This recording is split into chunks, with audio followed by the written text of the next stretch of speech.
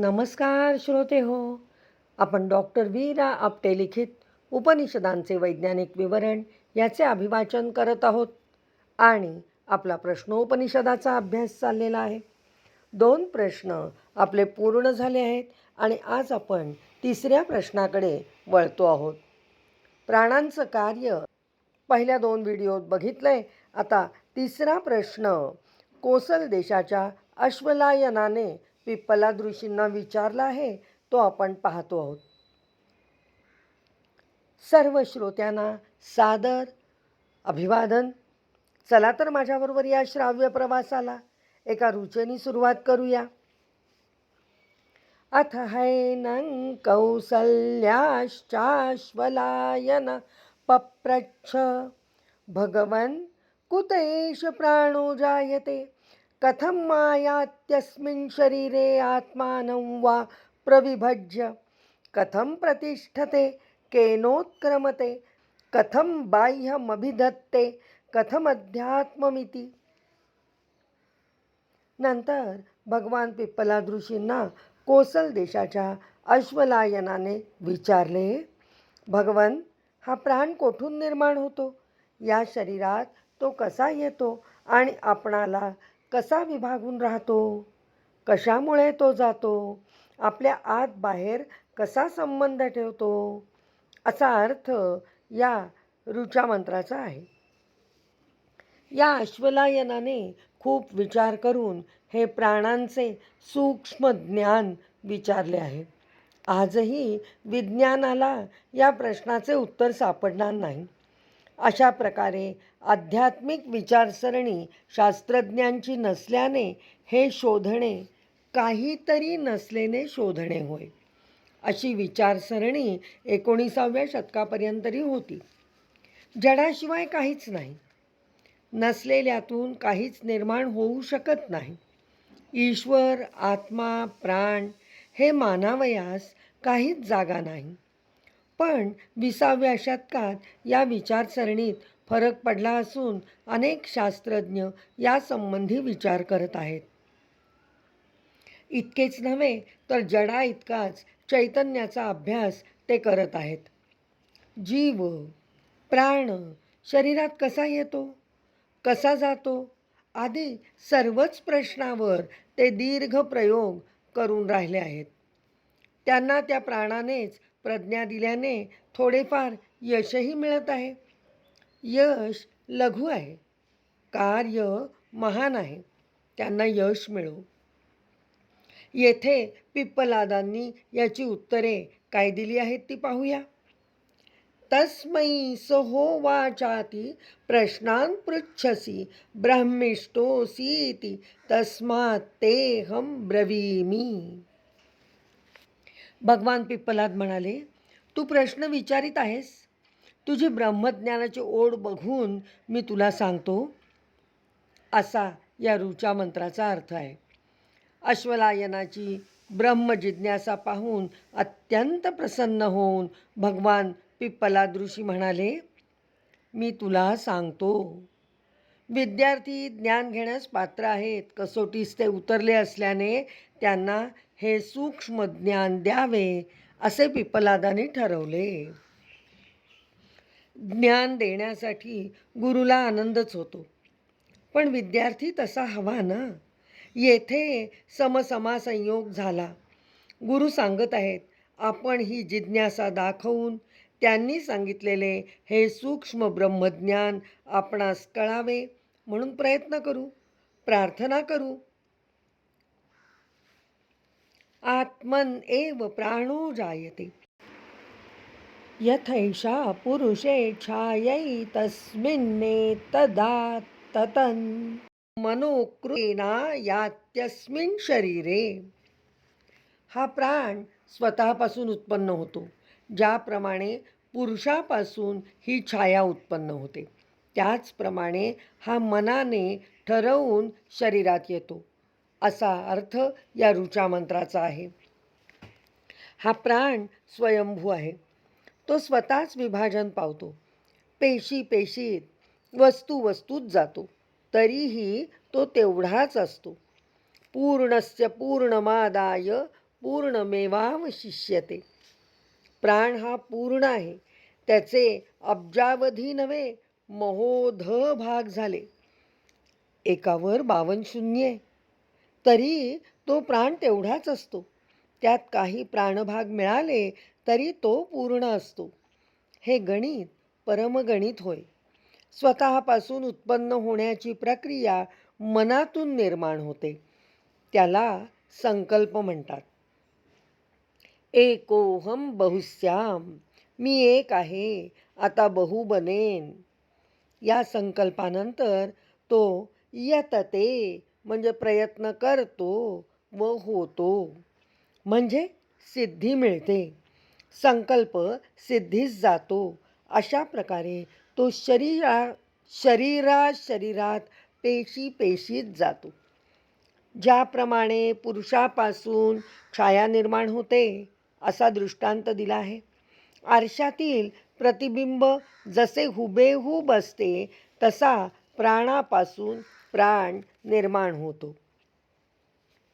सजीवातून सजीवाची निर्मिती झालेली आपण पाहतोच. इतकेच नव्हे, क्वचित उदाहरण सोडले तर मानवापासून मानवाचीच निर्मिती होते. तसेच प्राणापासून प्राण उत्पन्न होतो, म्हणून त्याला स्वयंभू म्हटले आहे. प्राण ज्ञानपूर्वक संकल्प करतो, त्यामुळेच पुष्कळ प्राण निर्माण होतात. यथा सम्राडेवाधिकृतान्वि नियुङ्क्ते एतान् ग्रामानेतान्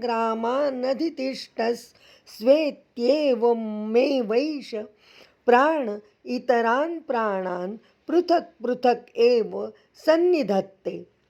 ज्याप्रमाणे सम्राट या गावावर त्या गावावर अधिकारी नेमतो, तसेच प्राण इतर प्राणांना वेगवेगळ्या ठिकाणी नेमतो, असा या ऋचा मंत्राचा अर्थ आहे.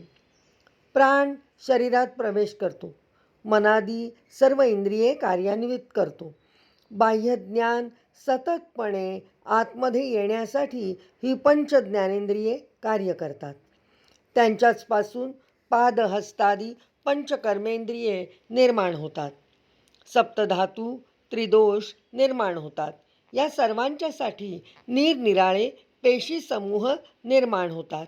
या पेशी समूहात नाना कार्ये करणाऱ्या पेशी असतात. याही प्राणामुळेच निर्माण होतात. ही एका शरीरातली घटना 84 लक्ष योनीतील अब्जावधी पेशी समूहातील परार्धावधी अनंतच म्हटल्या पाहिजेत.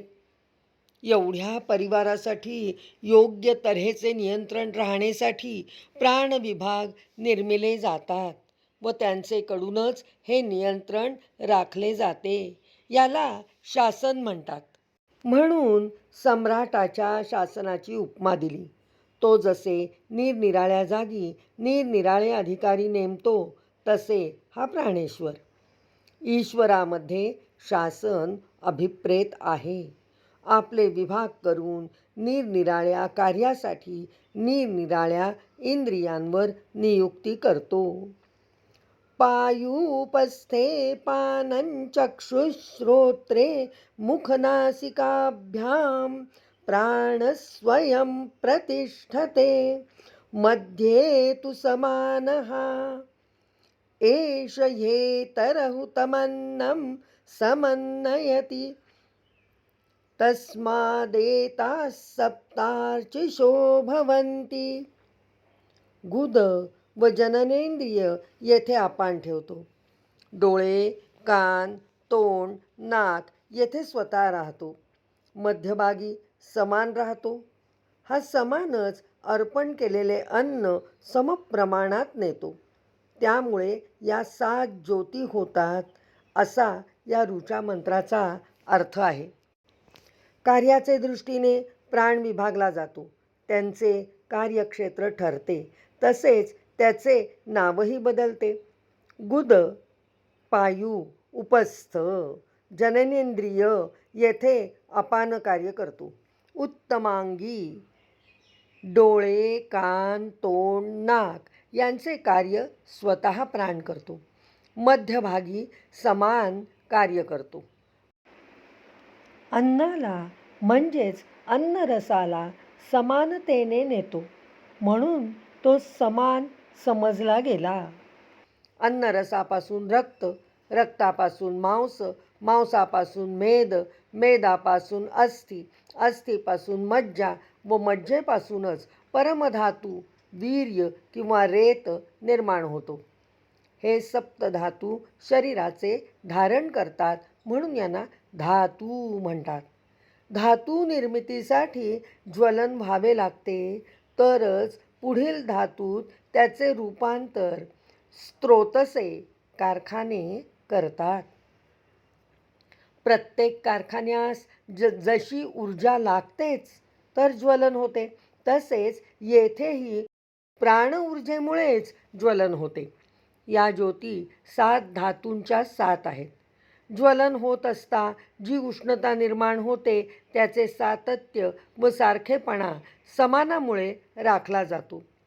समान हा एक प्राणभागच आहे, हे आपण पाहिले. हृदि येष आत्मा अत्रैतदेकशतन्नाडीनां शतं शतमेकैकस्यां द्वासप्ततीतिः प्रतिशाखा नाडी सहस्राणि भवन्त्यासु व्यानश्चरति. हृदयात हा आत्मा असतो. तेथे 101 नाड्या आहेत. त्यातील प्रत्येक नाडीला 100 शाखा आहेत. यातील प्रत्येक नाडीला 72,000 प्रतिशाखा नाड्या आहेत. यात व्यान संचार करतो, असा या ऋचा मंत्राचा अर्थ आहे. भगवान पिप्पलादांनी व्यानाचे कार्यक्षेत्र सांगितले आहे. व्यान हा प्राणाचे अंग किंवा भाग आहे. शवपरीक्षागृहात शवाची अंतर्गत पाहणी करून अगदी आकडेवारीने ही माहिती 7,000 वर्षापूर्वी सांगितली जावी, ह्याचे आश्चर्य वाटते. हृदयात आत्मा असतो. हे हृदय अंगुष्ठ मात्र रंध्र आहे. मेंदूतील ब्रह्मरंध्राचे हे वर्णन आहे. याला गुहा म्हटले आहे. मेंदूच्या अंतर्भागात असलेले व वर जाड कवटीचे हाडाचा संरक्षक भाग असल्याने सुरक्षित असतं. ह्याला हृदय भाग म्हणतात. हृदय म्हणजे ऋ म्हणजे घेणे व द म्हणजे देणे आणि य म्हणजे नियंत्रण ठेवणे. देणे घेणे हा व्याप जेथे सांभाळला जातो त्याला हृदय म्हणतात. येथे मेंदूचा भाग म्हणावयासारखंच नाही. फार पूर्वी पुरातन कालापासून हे रंध्र ब्रह्माचे रंध्र म्हणून ओळखले गेले आहे. वरच्या भागास तालू म्हणतात. तालू या शब्दास आध्यात्मिक अर्थ आहे.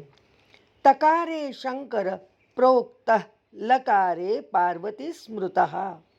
त शंकर, ल पार्वती या भागात यांचा वास आहे. शंकर ब्रह्म म्हणून ओळखले जाते. पार्वती अर्धब्रह्म. ब्रह्मात अर्ध नसलेने पार्वती ही पूर्ण ब्रह्मच, म्हणून हा भाग ब्रह्माचा आत्म्याचा आहे. आत्मा हा ज्ञानमय आहे. तो ज्ञानाचा व्याप सांभाळतो. ज्ञान घेणे, ज्ञान देणे हे येथे चालते. यासाठी या 101 नाड्या, त्यांच्या प्रतिशाखा प्रत्येकी 100 व त्यांच्या सूक्ष्म शाखा 72,000. प्रत्येक नाडीला याप्रमाणे सूक्ष्म नाड्यांचे हे जाळे निरनिराळ्या इंद्रियांकडून मिळणारे ज्ञान संकलन करतात व पूर्व अनुभव बघून त्यांना कृतीची आज्ञा होते. हे संवेदनावाहक तंतू व आज्ञावाहक तंतू यांचे कार्य व्यान पाहतो. हे प्रत्यक्ष ज्ञान आहे. अथैकयोर्ध्वमुदानः पुण्येन पुण्यल्लोकन्नयति पापेन पापमुभाभ्याम एव मनुष्यलोकम. नंतर वर जाणाऱ्या एका नाडीतून उदान कार्य करतो. तो पुण्याने पुण्यलोकी, पापाने पापलोकी व दोन्हीच्यामुळे मनुष्यलोकी नेतो, असा अर्थ या ऋचा मंत्राचा आहे. उदान वायू ही प्राणअंश आहे. उद म्हणजे वर, आन म्हणजे नेणारा. ज्या असंख्य नाड्या आपण पाहिल्या त्यापैकी वर जाणारी एक नाडी म्हणजे मार्ग. या सूक्ष्मतम अशा उदान वायूच्या वहनासाठी हा वायुमार्ग असतो. तो सूक्ष्मतम आहे. उदान प्राण्याच्या कृतीनुसार त्याला मार्गदर्शक ठरतो. त्याची एकूण मृत्यूपर्यंतची कृती पुण्यकारक असली तरी पुण्यलोक, देवलोक त्या आत्म्याला नेण्याची जबाबदारी वायूला करावी लागते, किंवा कृती हीन असली तरी हीन लोकात तो नेला जातो. त्याला नरक अशी संज्ञा आहे. कृती तुल्यबळ असली तर मृत्यूलोकातच त्याची पाठवणी अन्य देहात होते. वायूला यावेळी मंत्राग्नीचे सहकार्य मिळते. हा वायू उदान होय व हे त्याचे कार्य होय असे भगवान पिप्पलाद म्हणतात. येथेच विरमूया. ओम शांती शांती शांती.